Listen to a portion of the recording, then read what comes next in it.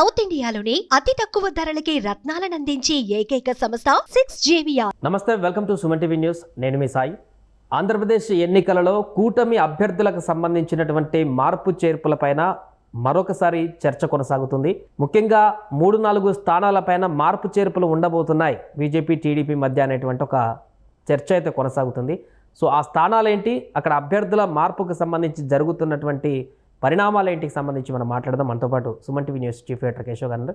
Sir నమస్తే. నమస్తే. So ముఖ్యంగా ఉండి, నరసాపురం, అనపర్తి, తంగలపల్లి ఈ 4 స్థానాలపైన నిన్న వీరు మాట్లాడుకున్న మీటింగ్ తర్వాత కొంత క్లారిటీ తీసుకున్నారు. మార్పు చేర్పులకు సంబంధించి ఒక అండర్స్టాండింగ్కి వచ్చారనేటువంటి ఒక వార్త మనకు కనిపిస్తుంది. సో దీనికి సంబంధించి ఏం చెప్తారో, నిజంగా నా మార్పు చేర్పులు జరిగేటువంటి అవకాశం ఉందా? మనం గతంలో కూడా డిస్కస్ చేసాము. ఎందుకంటే అక్కడ ఉన్నటువంటి గ్రౌండ్ రిపోర్ట్స్ని బట్టి కూటమిలో కొన్ని మార్పులు జరగడానికి ఇప్పుడు ఇవి ఓన్లీ బదలాయింపులు. అంటే టీడీపీ సీటు బీజేపీకి ఇవ్వడం, బీజేపీ సీటు టీడీపీకి ఇవ్వడం, జనసేన సీటు మార్చడం, ఇట్లా ఈ మాత్రమే జరుగుతుంది. అభ్యర్థుల మార్పులు కూడా ఇంకొక 5-6 నియోజకవర్గాల్లో ఉండడానికి అవకాశం ఉంది. ఎందుకంటే ఇంకా నోటిఫికేషన్ రాలేదు.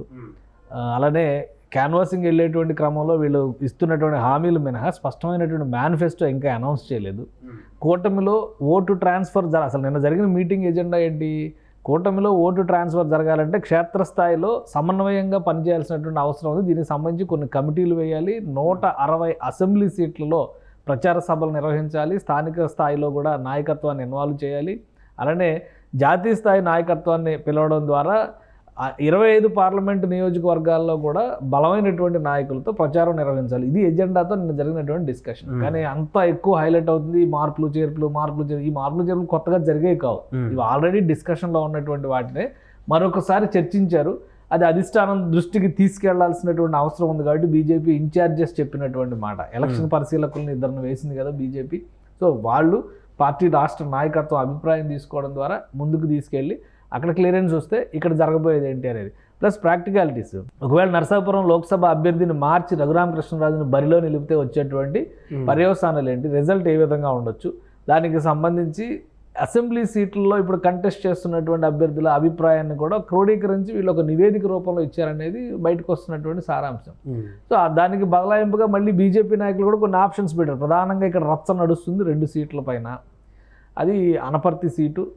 ఆల్రెడీ మొన్న బీజేపీ అభ్యర్థిని ఇన్సల్ట్ చేశారు, అవమానించారు, మా కండవా వేసుకోవద్దు అన్నారు అనేది. అంటే ఒక అండర్స్టాండింగ్ లేకుండా ప్రచారానికి వెళ్తే వచ్చే సమస్య, అది సహజంగా వచ్చేటువంటిది అది.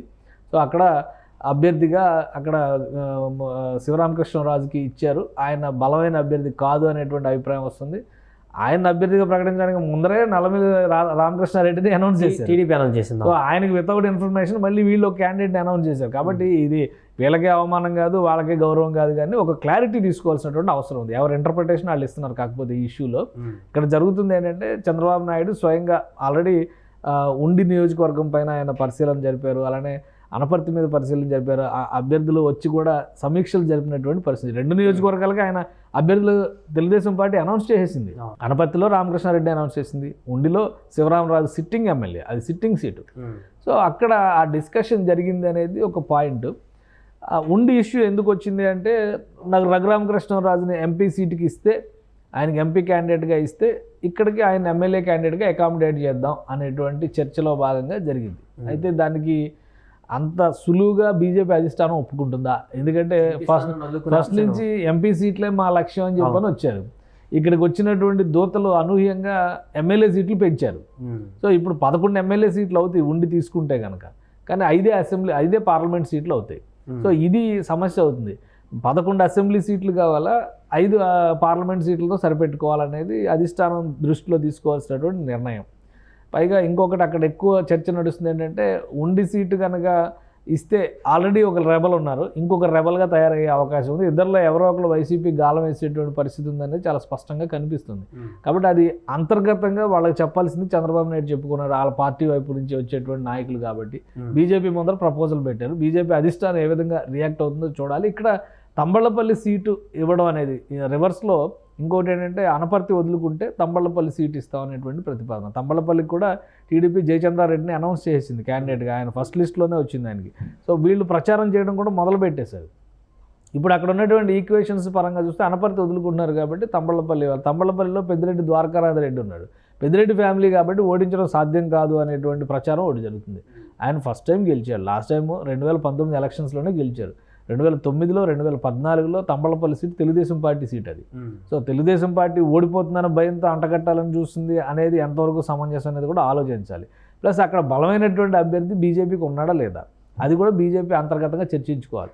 సో అది కాకుండా మరొక ప్రతిపాదన ఏమైనా చేయొచ్చా?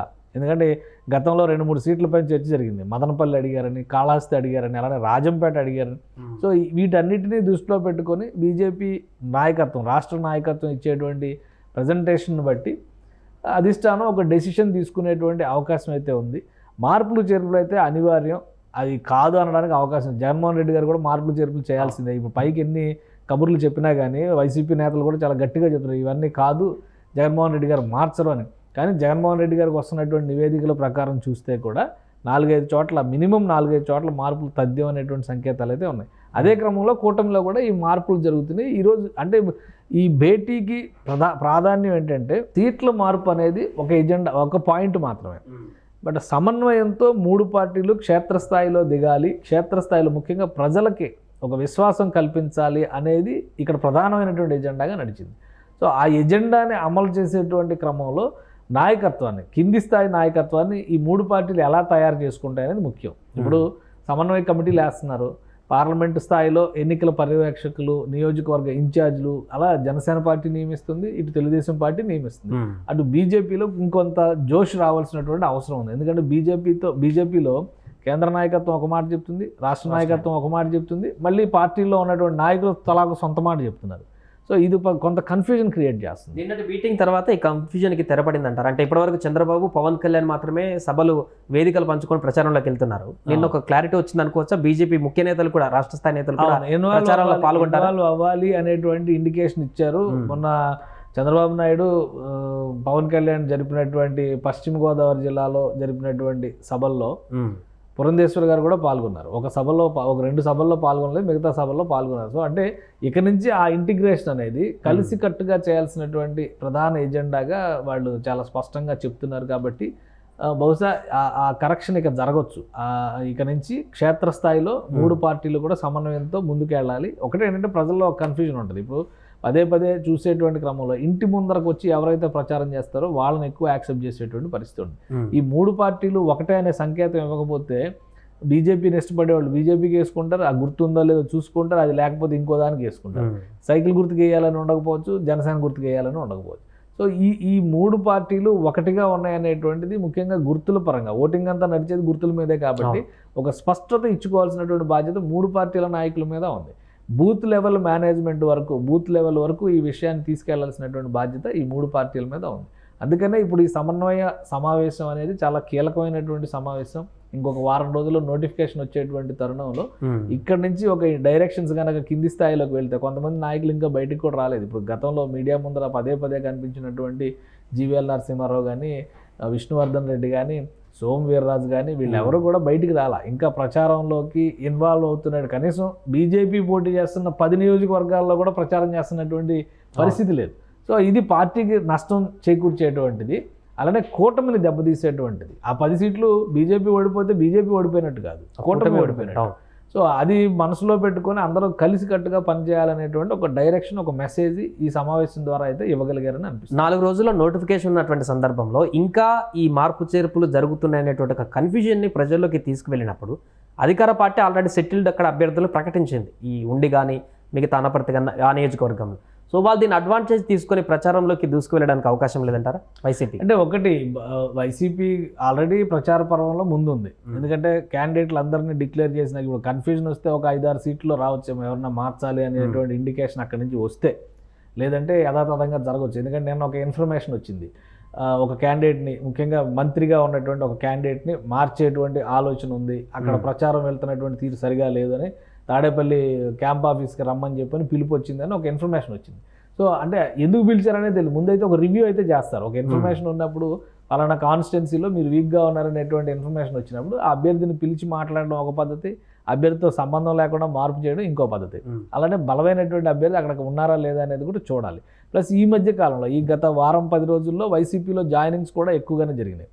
సో ఈ జాయినింగ్స్ జరిగినటువంటి విధానాన్ని బట్టి వాళ్ళలో ఎవరికైనా అవకాశం కల్పించాలా, ఇది పార్టీ అధిష్టానం తీసుకోవాల్సినటువంటి నిర్ణయం. కాబట్టి ఆ సమీక్షలు అనేవి జరుగుతాయి.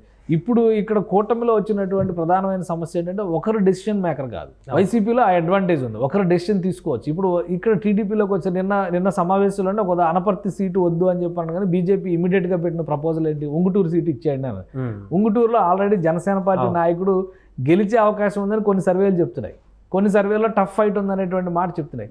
బట్ ఆల్రెడీ క్యాన్వాసింగ్లో మిత్రపక్షం జనసేన ఉన్నటువంటి బలంగా ఉంది, అభ్యర్థి ఉన్నారనేటువంటి విషయంలో ఒక క్లారిటీ ఉన్న తర్వాత బీజేపీ నాయకులు ఆ సీట్ అడగడం, గతంలో కూడా అదే జరిగింది. దానివల్లనే విజయవాడ పశ్చిమ సీటు కోల్పోవాల్సి వచ్చింది.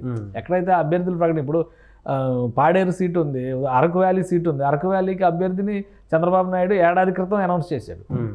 ఆ దొన్ను ద్వారా ఇప్పుడు ఆయన రెబల్ క్యాండిడేట్గా నేను బరిలో దిగుతాను అన్నాడు. అది అనూహ్యంగా అంతకు ముందర పాడేరు సీటు తీసుకున్నటువంటి బీజేపీ ఈసారి అరకు కావాలంది.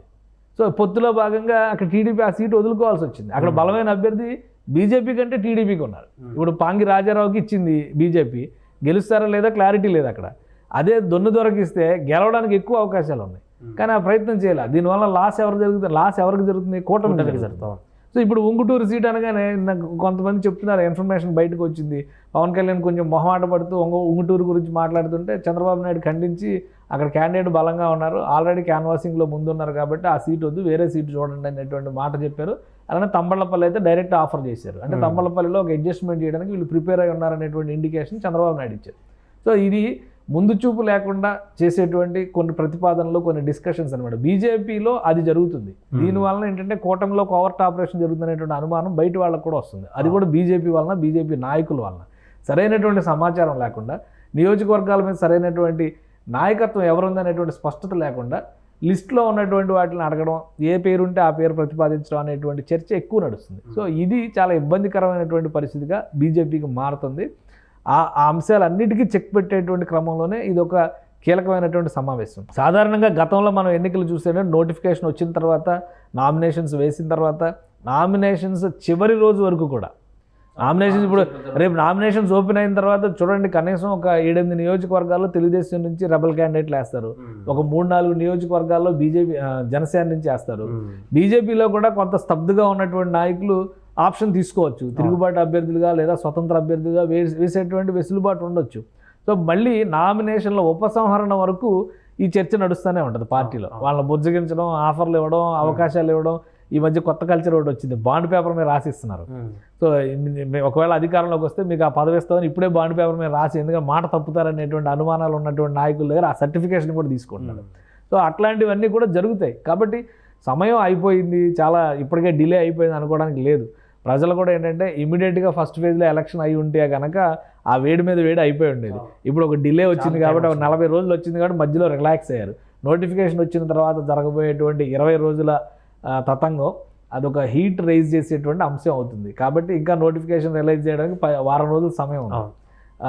18వ తారీఖు నోటిఫికేషన్ వస్తుంది. అక్కడి నుంచి అసలు కథ మొదలైంది.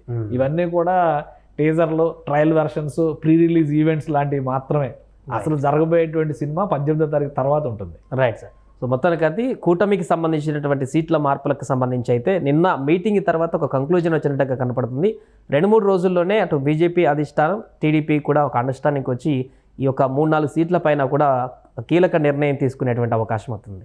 సుమన్ టీవీలో మీ పర్సనల్ అండ్ బిజినెస్ ప్రమోషన్స్ కోసం కింది నెంబర్కి కాంటాక్ట్ చేయండి.